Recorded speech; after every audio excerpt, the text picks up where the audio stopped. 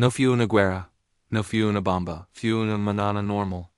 Y el dinero dejó de existir. Es el verdadero comienzo de todas las caídas.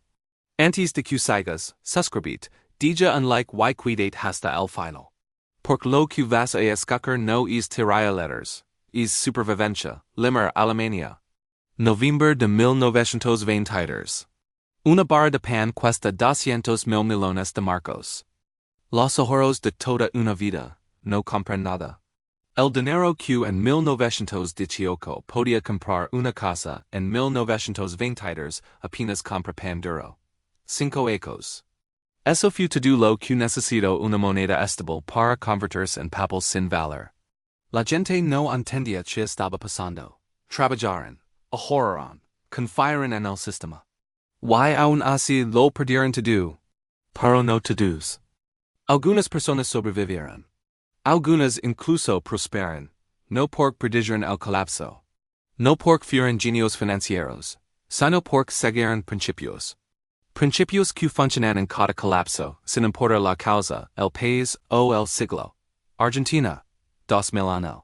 El gobierno congela los bancos. Las puertas se cierran, tu dinero sigue ahí, pero no puedes tocarlo. Las cuentas en dólares son confiscadas. Y convertidas a pesos con una tasa manipulada. En una sola noche, pierdes 66% de tus ahorros. Caos, rabia, desesperación, y aún así, algunos sobreviven. Siguiendo exactamente los mismos principios que salvaron a personas en Alemania en Roma, en cada colapso de la historia. Estados Unidos. December 2025. La deuda nacional supera los 36 trillones de dólares. La moneda ha perdido 98% de su poder adquisitivo desde 1903. En solo 2 ecos la Reserva Federal creó 5 trillones de dólares de la nada. El patrón es claro. Es el mismo patrón que presidió a cada colapso monetario registrado. Y cuando ligue el próximo, ya sea en 5 ecos o en quince, los mismos principios decidirán quién sobrevive, y quién lo pierde todo. Esto no trata de hacerse rico, trata de no perderlo todo. Porque en cada colapso, la mayoría pierde todo. No porque son estúpidos, sino porque siguieron reglas que funcionan en tiempos normales. Y fallan de forma brutal en tiempos de crisis. En esta historia vas a conocer 5 principios financieros que han sobrevivido a todos los colapsos documentados. Porque funcionan cuando todo lo demás falla. Las pruebas históricas reales que los respaldan. Y cómo puedes empezar a aplicarlos ahora mismo. Antes de que la ventana se cierre. Pero antes de entrar en esos 5 principios, hay algo crucial que debes entender. Porque los principios importan más que cualquier táctica. Una táctica es consejo específico, compra ahora, vende acciones. Puede funcionar, o puede destruir. Depende del momento, del tipo de colapso, de miles de variables imposibles de predecir. Un principio es diferente. Un principio es una verdad fundamental que funciona siempre. Funcionó en Roma cuando el oro era dinero. Funcionó en Alemania cuando el papel era dinero. Y funcionará en Estados Unidos. No importa si el colapso liga como hyperinflación, deflación o un reinicio monetario completo. La mayoría del consejo financiero moderno es táctico, compra esta acción. Invierte 60% aquí, y 40% ala. Todo eso es algo muy peligroso, que el sistema seguirá funcionando. Que los bancos seguirán siendo solventes. Que los gobiernos cumplirán contratos. Que la ley protegerá la propiedad. En un colapso real, todas esas suposiciones se rompen, pero los principios permanecen. En la siguiente parte entramos al primero. El principio que decide quién conserva valor. Y quién ve su riqueza convertirse en cenizas. Principio 1. Los activos reales sobreviven. El papel se quema. Cada vez que una moneda colapsa, cuando los gobiernos incumplen, cuando el sistema financiero se rompe, ocurre lo mismo. Lo que es real permanece. Lo que es papel desaparece. El dinero impreso pierde valor. Los contratos se vuelven inútiles. Las promesas dejan de cumplirse. Pero la tierra sigue siendo tierra. Un edificio sigue siendo un edificio. Una fábrica sigue produciendo. Alemania. 1918 a 1920. Si tenía 100,000 marcos en el banco en 1918, eras rico. Cinco después y esa misma cantidad no compraba ni una barra de pan. La inflación devoró la moneda. La riqueza en papel se evaporó. Pero quienes poseían activos reales sobrevivieron. Las granjas seguían siendo granjas. Los edificios seguían en pie. Las fábricas seguían produciendo. Una granja en 1918 era la misma granja en 1920.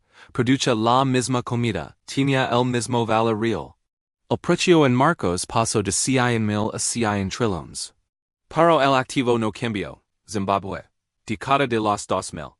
En 2008, la hiperinflación alcanzó 79,600 millones por ciento al mes. Si tenías ahorros en dólares zimbabuenses desaparecieron. Pero quienes tenían tierra, ganado, herramientas, sobrevivieron.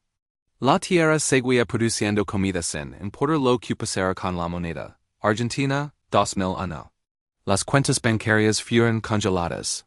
Los depósitos en dólares fueron convertidos a pesos por la fuerza. Regal, el peso colapsó. Mismo resultado. Quien tenía papel, perdió. Quien tenía activos reales, resistió. Ahora mira Estados Unidos. December 2025 día. La mayoría de la riqueza no está en cosas reales. Está en acciones, bonos, fondos de retiro, depósitos bancarios. Todo eso son promesas. Una acción es una promesa de ganancias futuras. Un bono es una promesa de pago. Un depósito bancario es una promesa del banco. En tiempos normales, esas promesas funcionan. En un colapso, no. Los tribunales se saturan. Los bancos quiebran. Los gobiernos incumplen. Los mercados se congelan. Las promesas dejan de valor, pero los activos reales permanecen. Una casa sigue siendo una casa, el oro sigue siendo oro. Una granja sigue alimentando personas. Tienen valor independiente del sistema financiero. Cuando llega el colapso, el papel se quema. Los activos reales sobreviven. Este principio no es opinión, es historia repetida. Y conduce directamente al segundo principio. La diferencia entre producir valor. O solo espera que alguien pague a más mañana. Principio 2. Posee activos productivos. No activos especulativos. Esta es la línea que separa a quienes sobreviven de quienes solo esperan suerte. Un activo productivo crea valor por sí mismo. Produce comida. Produce ingresos. Produce utilidad real. Un activo especulativo solo vale algo si alguien más está dispuesto a pagar más después. Y en un colapso. No hay compradores. Gran Depresión. 1929 a 1933. El mercado bursátil cayó 89%. Quienes tenían acciones como apuesta perdieron casi todo. Pero quienes poseían activos productivos sobrevivieron mejor. Una granja seguía produciendo comida. Una propiedad de alquiler seguía ofreciendo refugio a personas que lo necesitaban. El precio de mercado podía caer, pero la producción continuaba. Un campo produce alimentos si el mercado está alto o si está destruido. Los activos especulativos no funcionan así. Solo valen si puedes venderlos. Y en un colapso, nadie compra. Venezuela. Década de los 2010. El mercado bursátil subió más de 100,000% en moneda local. Suena increíble, hasta que entiendes que la moneda perdió casi todo su valor. En términos reales, la gente fue más pobre. Pero quienes tenían panaderías, granjas, transport, sobrevivieron mejor. Una panadería produce pan. Y en crisis. El pan vale más que cualquier gráfico financiero. Ahora compararlo con los bonos del gobierno venezolano. Solo valían si el gobierno pagaba. El gobierno no pagó. Los bonos valieron cero, mismo patrón, Estados Unidos. December 2025 día la mayoría de los activos son especulativos. El índice bursátil vale lo que vale porque la gente cree que subir a mañana. Muchos compran bienes raíces no para vivir en producir, sino para vivender. Incluso activos digitales no producen nada por sí mismos. Valen solo si alguien más pague más dispus. Un activo productivo es diferente. Una granja que produce comida es productiva. Una propiedad de alquiler sin duda es productiva. Un negocio que vende bienes esenciales es productivo. Cuando el sistema funciona, producen ingresos. Cuando el sistema colapsa, producen supervivencia. En una crisis real, la producción importa. La especulación no te alimenta. Este principio lleva al siguiente. Porque incluso el mejor activo puede destruir si está sostenido por la cosa más peligrosa en un colapso. La duda. Cuando quieres seguir. Principio 3. La duda te destruye. Incluso la buena duda. En tiempos normales la duda parece inteligente. Pides prestado.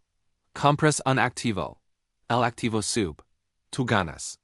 Pero un colapso cambia todas las reglas.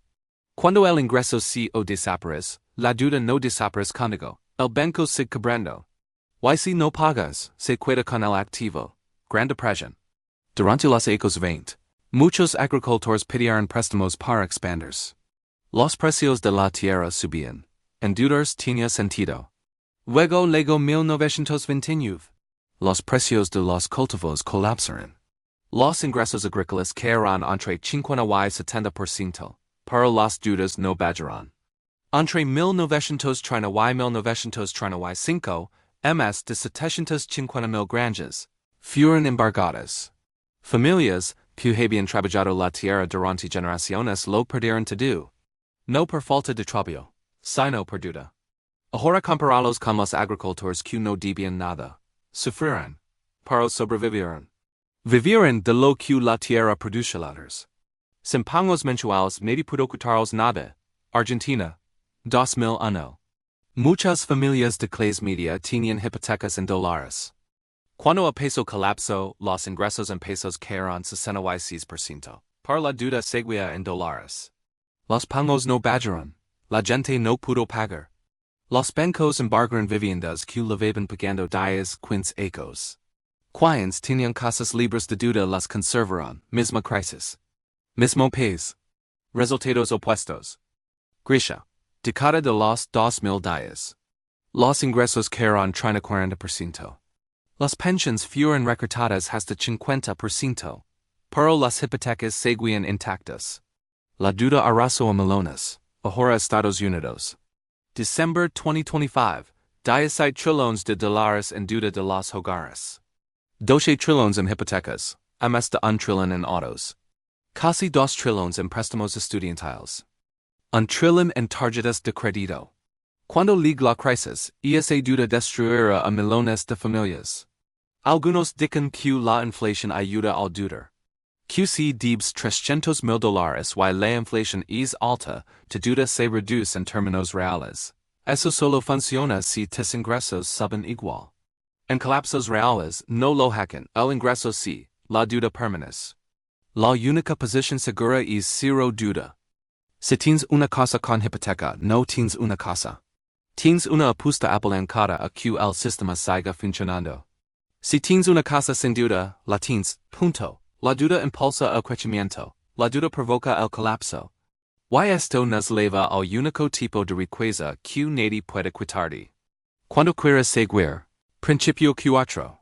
Las habilidades son la única riqueza verdaderamente portátil.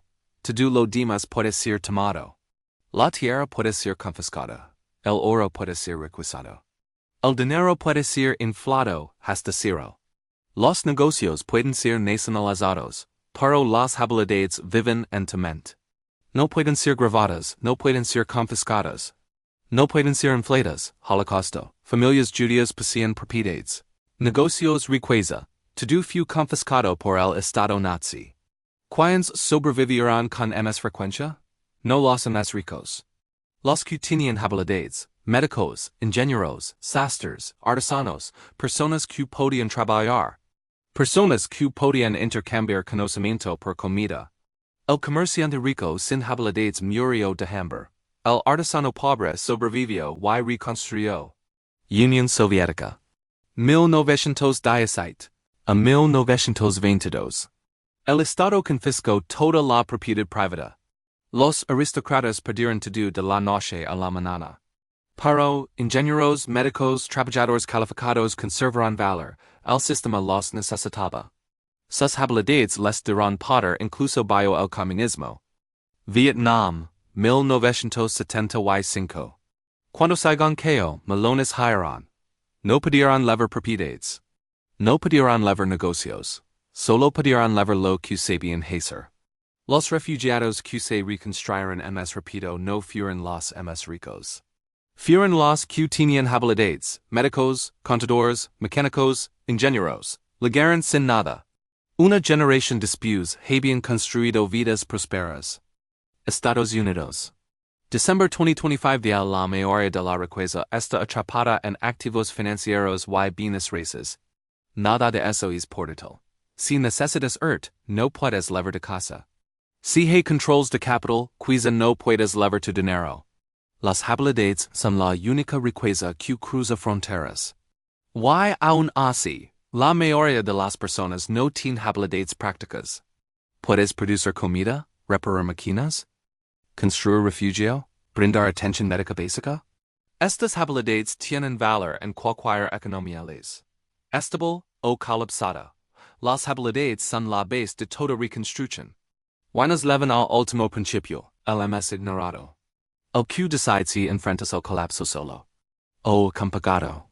Principio 5. Las redes locales de confianza sobreviven a todas las instituciones.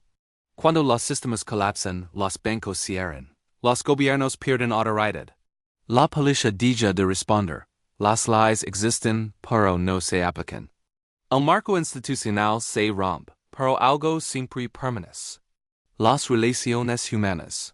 Unión Soviética. 1991. El Estado se disolvió. La moneda se volvió inútil. Las pensiones dejaron de ligar, las tiendas quedaron vacías. La gente no sobrevivió gracias al gobierno. Sobrevivió gracias a la familia, a los vecinos.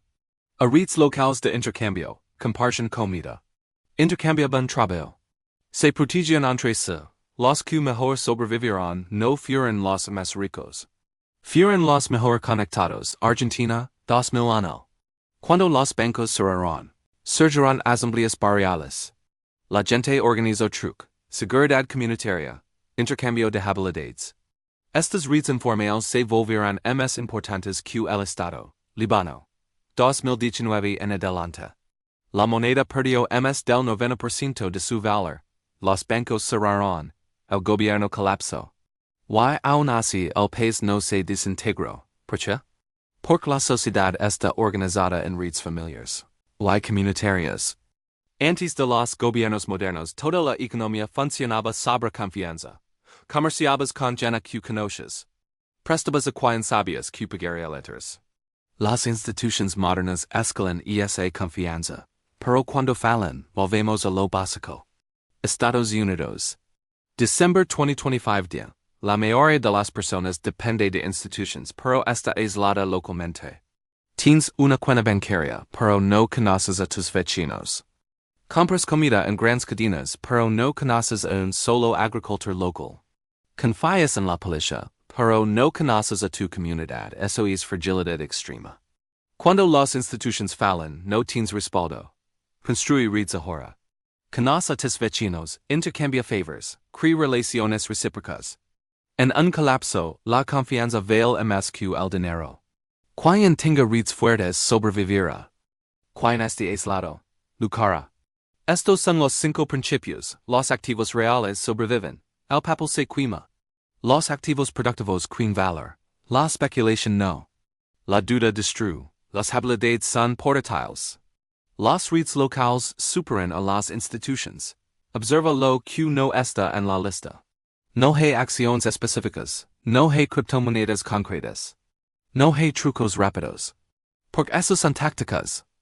Y las tácticas cambian. Los principios no. Estos principios no dependen del momento perfecto. Y esa es su mayor fuerza. No necesitas saber si el colapso llegará en 2 años o en 20. No necesitas predecir titulares. Solo necesitas posicionar en lo que sobrevive cuando todo lo demás falla. Los activos reales prodigan valor en tiempos estables y en crisis. Si el sistema sigue funcionando, siguen siendo tales. Si colapsa, siguen siendo reales. Los activos productivos generan ingresos hoy. Y mañana, generan supervivencia. La deuda, en cambio, solo funciona mientras todo funciona. Cuando el sistema se rompe, la deuda te rompe a ti. Eliminarla no es pesimismo, es resiliencia. Las habilidades mejorantes ingresos hoy. Pero en una crisis, se convierten en tu única riqueza portátil. Y las redes locales te dan comunidad ahora. Para, en un colapso, se convierten en infraestructura de supervivencia. Este es el error que comete la mayoría de letters. Esperar certeza. Quieren una fecha exacta. Una sino clara, pero los colapsos no se anuncian. Cuando es obvio, es tarde. La genialidad de los principios es que no requieren predicción. Funcionan sin importar cuándo. Por eso han sobrevivido más de 3000 ecos. Imperio Romano, Europa medieval, Revolución Industrial, Economía moderna. Las formas cambian. La naturaleza humana no. Cuando la deuda supera la capacidad de pago, el sistema sí. Cuando la moneda se degrada, la riqueza en papel desaparece. Cuando las instituciones fallan, las relaciones importan. No son profetas. Son patrones. Patrones que se han repetido cientos de veces. Estados Unidos no será diferente. Las tácticas serán diferentes. Pero los principios serán los mismos. Activos reales. Producción. Cero duda. Habilidades. Redes locales. Posicionat según estos principios y no necesitas adivinar el futuro. Ignorarlos y estás apostando a que podrás salir justo a tiempo. Y esa apuesta la mayoría la pierde.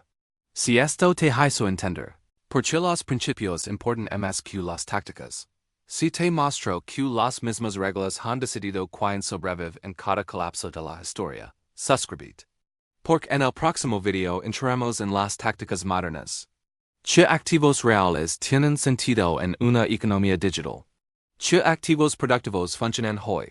¿Cómo reducir dudas sin destruir tu vida? ¿Qué habilidades son más valiosas ahora? ¿Y cómo construir redes locales en una sociedad aislada? Los principios te dicen qué hacer. Las tácticas te muestran cómo hacerlo. Estos 5 principios funcionaron en Roma, funcionaron en Alemania, funcionaron en Argentina, funcionaron otra vez. La única pregunta es si los aplicares antes de que la ventana se cierre. O después, cuando ya sea demasiado tarde.